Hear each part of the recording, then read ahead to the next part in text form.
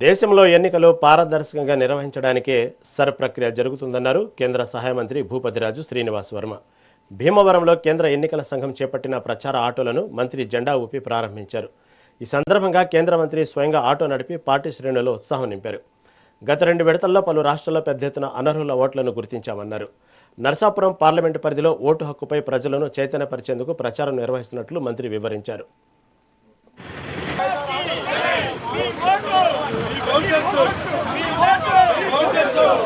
నరేంద్ర మోడీ గారి నాయకత్వం, నరేంద్ర మోడీ గారి నాయకత్వం, శ్రీనివాస్ గారి నాయకత్వం, నరేంద్ర మోడీ గారి నాయకత్వం.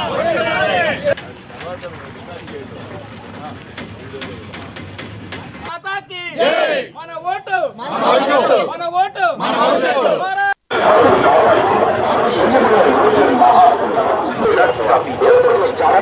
నమోదు చేసి చివరి తేదీ జూలై 10 మీ ఇంటికి వచ్చే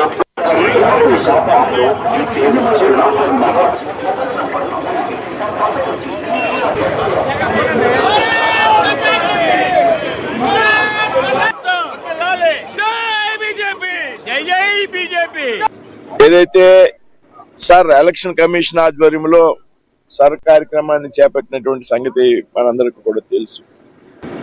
అయితే ఇంకా పెద్ద ఎత్తున ప్రజలకి దీని మీద అవగాహన కల్పించాల్సినటువంటి అవసరం ఉన్నది. ఏదైతే ముఖ్యంగా ఏ ఉద్దేశంతో అయితే ఈ సర్ని తీసుకురావడం జరిగిందో, ఏదైతే పెద్ద ఎత్తున ఓట్ల యొక్క డూప్లికేటింగ్ ఏదైతే ఉందో, 2 చోట్ల ఓటు హక్కు ఏదైతే ఉన్నదో దానిని తొలగించడం, అదేవిధంగా చనిపోయినటువంటి వ్యక్తులు చాలా మంది ఓటర్ లిస్ట్ ఉండడం, వాటిని తొలగించడం, ఏదైతే చాలా మంది విదేశాల నుండి వచ్చి అక్రమంగా స్థిరపడి పెద్ద ఎత్తున ఓటర్లుగా నమోదైనటువంటి సందర్భంలో అటువంటి వారిని గుర్తించి తొలగించడం అనేటువంటి కార్యక్రమానికి ఎలక్షన్ కమిషన్ శ్రీకారం చుట్టడం జరిగింది. ఇది 3వ విడత కార్యక్రమం.